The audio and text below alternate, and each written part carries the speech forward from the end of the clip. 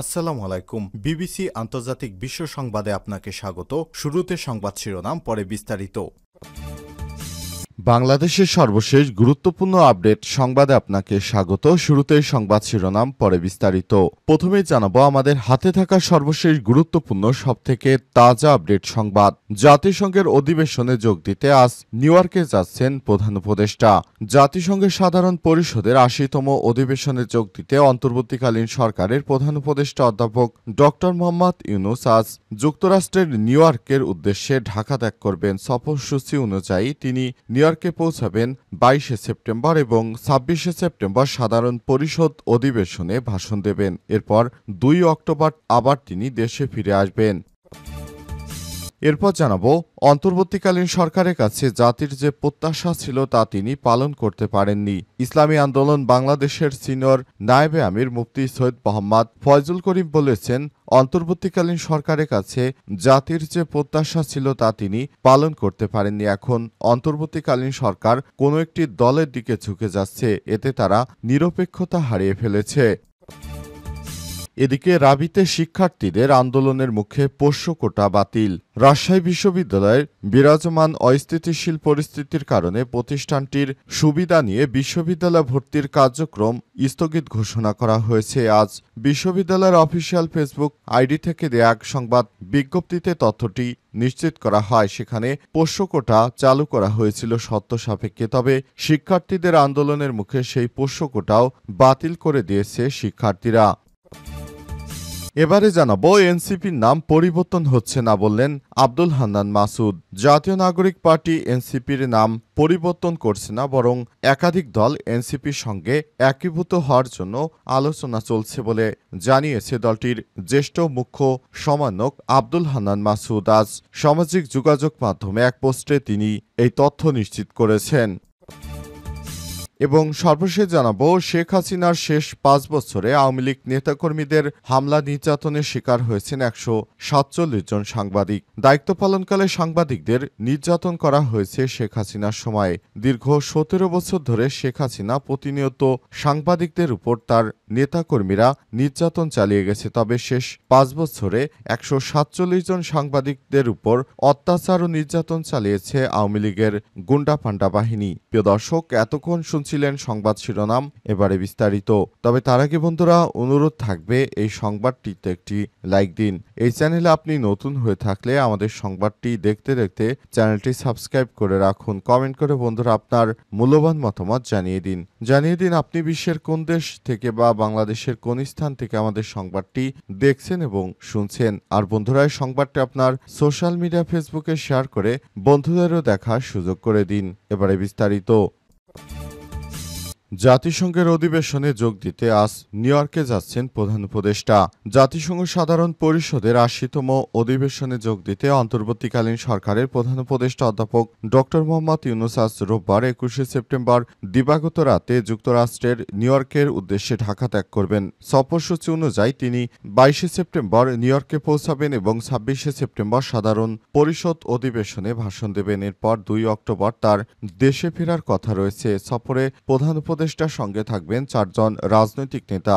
বিএনপির মহাসচিব মির্জা ফখরুল ইসলাম, তারেক রহমানের উপদেষ্টা জামাত ইসলামের নায়েব আমির আব্দুল্লাহ মোহাম্মদ তাহির এবং এনসিপির সদস্য সচিব আক্তার হোসেন। এর আগে পররাষ্ট্র উপদেষ্টা তৌহিদ হোসেন সাংবাদিকদের জানিয়েছেন, প্রধান উপদেষ্টা বিগত ১ বছরে দেশে সংগঠিত সংস্কার এবং আসন্ন জাতীয় নির্বাচনের মাধ্যমে একটি সত্যিকারের গণতান্ত্রিক রাষ্ট্র ব্যবস্থা প্রতিষ্ঠার অঙ্গীকার বিশ্ব নেতাদের সামনে তুলে ধরবেন। এছাড়াও আগামী ৩০শে সেপ্টেম্বর তিনি জাতিসংঘ সাধারণ পরিষদ সভাপতিত্বে high level conference of the situation of Rohingya Muslim and other minority in Myanmar শীর্ষক এক উচ্চ পর্যায়ের সভায় অংশ নেবেন। অন্তর্বর্তীকালীন সরকারের প্রধান উপদেষ্টা বাংলাদেশটাকে সুন্দরভাবে পরিচালনার জন্য সবকিছু করার জন্য তিনি চেষ্টা চালিয়ে যাচ্ছেন। অন্তর্বর্তীকালীন সরকারের কাছে জাতির যে প্রত্যাশা ছিল তা তিনি পালন করতে পারেননি। ইসলামী আন্দোলন বাংলাদেশের সিনিয়র নায়েবে আমির মুফতি সৈয়দ মোহাম্মদ ফয়জুল করিম বলেছেন, অন্তর্বর্তীকালীন সরকারের কাছে জাতির যে প্রত্যাশা ছিল তা তিনি পালন করতে পারেননি। এখন অন্তর্বর্তীকালীন সরকার কোনো একটি দলের দিকে ঝুঁকে যাচ্ছে, যেটা সরকার তার নিরপেক্ষতা হারিয়ে ফেলেছে। অন্তর্বর্তীকালীন সরকারের প্রধান উপদেষ্টার প্রতি আমাদের যে চাওয়া আকাঙ্ক্ষা ছিল, আমরা সেটি পালন করতে পারিনি। অন্তর্বর্তীকালীন সরকারের প্রধান উপদেষ্টা প্রফেসর ডক্টর মোহাম্মদ ইউনূসের সরকার নতুন বাংলাদেশ গঠন করতে গিয়ে তিনি যেভাবে দেশটাকে এগিয়ে নিয়ে চলেছেন, সেটা সত্যি আমাদের জন্য খুবই ভালো একটি বিষয় হয়ে দাঁড়িয়েছিল। তবে আমরা দেখতে পাচ্ছি সরকার তার গ্রহণযোগ্যতা পাশাপাশি নিরপেক্ষতা হারিয়ে ফেলেছে, যেটা অত্যন্ত দুঃখজনক একটি ব্যাপার হয়ে দাঁড়িয়েছে। অন্তর্বর্তীকালীন সরকারের প্রধান উপদেষ্টা প্রফেসর ডক্টর মোহাম্মদ ইউনূসের সরকারকে আমরা সেই সরকার হিসেবে মানতাম, কিন্তু তিনি সেটি রাখতে এখন সম্পূর্ণ ব্যর্থ হয়েছেন। অন্তর্বর্তীকালীন সরকারকে আমরা যে দায়িত্ব গ্রহণ দিয়েছিলাম, সেই দায়িত্ব গ্রহণে তিনি চরম ব্যর্থতার পরিচয় দিয়েছেন এবং আমরা সেটি সেভাবে করতে পারছি না। অন্তর্বর্তীকালীন সরকার শুধুমাত্র বিএনপির দিকে ঝুঁকে যাওয়ায় সরকারের প্রতি আমাদের যে গ্রহণযোগ্য ও নিরপেক্ষতা ছিল, আশা করছি সরকার সেটা রাখতে পারছে না। রাবিতে আন্দোলনের মুখে শিক্ষার্থীদের পোষ্য কোটা বাতিল ঘোষণা। রাজশাহী বিশ্ববিদ্যালয়ে যেসব কর্মকর্তা কর্মচারীরা রয়েছেন, তাদের ছেলেমেয়েরা যেন পোষ্য কোটায় সেখানে পড়াশোনার সুযোগ পায়, সেজন্য কোটা পদ্ধতি আবারও চালু করেছিল বিশ্ববিদ্যালয়। তবে গতরাতে শিক্ষার্থীরা ব্যাপক হারে আন্দোলন শুরু করলে অবশেষে শিক্ষকরা কোনো যুক্তি দেখাতে পারেনি। এ কারণে অবশেষে সেই পোষ্য কোটাটি বাতিল হয়ে গেছে। অন্তর্বর্তীকালীন সরকারের প্রধান উপদেষ্টার কাছে স্মারকলিপি দিয়েছে শিক্ষার্থীরা। তারা জানিয়েছে, আমাদের বিশ্ববিদ্যালয়ে এই ধরনের কোনো পোষ্য কোটা থাকতে পারে না, কারণ এত আন্দোলন সংগ্রামের পর আবার যদি সেই পোষ্য কোটা থাকে, তাহলে সেটি আমাদের জন্য খুবই দুর্ভাগ্যজনক হয়ে দাঁড়াবে।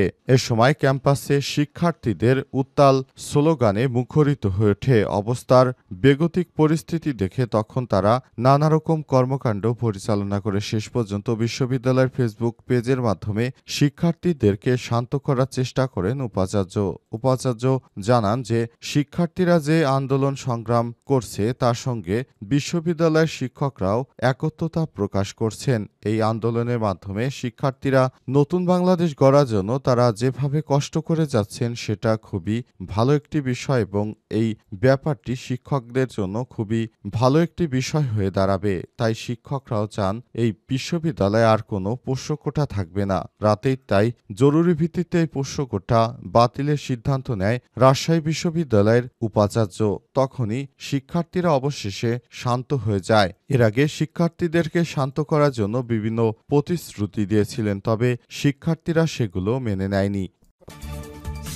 এনসিপির নাম পরিবর্তন হচ্ছে না বললেন আব্দুল হান্নান মাসুদ। জাতীয় নাগরিক পার্টি এনসিপি তার নাম পরিবর্তন করছে না, বরং একাধিক দল এনসিপির সঙ্গে একীভূত হওয়ার জন্য আলোচনা চলছে বলে জানিয়েছে দলটির জ্যেষ্ঠ মুখ্য সমন্বয়ক আব্দুল হান্নান মাসুদ। আজ রাত 10টার দিকে সামাজিক যোগাযোগ মাধ্যম ফেসবুকের এক পোস্টে এই তথ্য জানান তারা।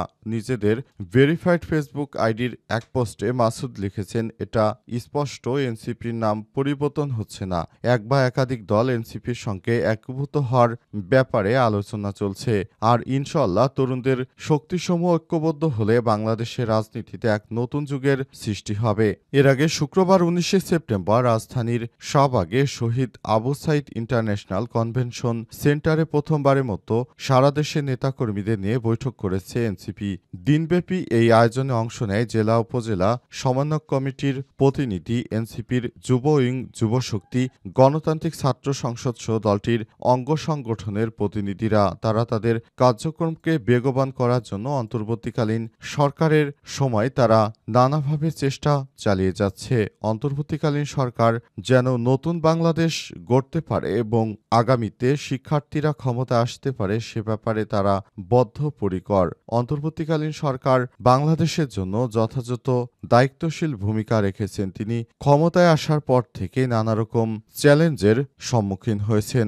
অবশেষে সব চ্যালেঞ্জ মোকাবেলা করে অন্তর্বর্তীকালীন সরকারের প্রধান উপদেষ্টা প্রফেসর ডক্টর মোহাম্মদ ইউনূস তিনি বাংলাদেশটাকে এক অনন্য উচ্চতায় নিয়ে যাওয়ার জন্য কাজ করে যাচ্ছেন, যেটা বাংলাদেশের জন্য খুবই সুন্দর একটি বিষয় হয়ে দাঁড়িয়েছে, যেটা দেশের জন্য ভালো একটি বিষয় হয়ে দাঁড়িয়েছে।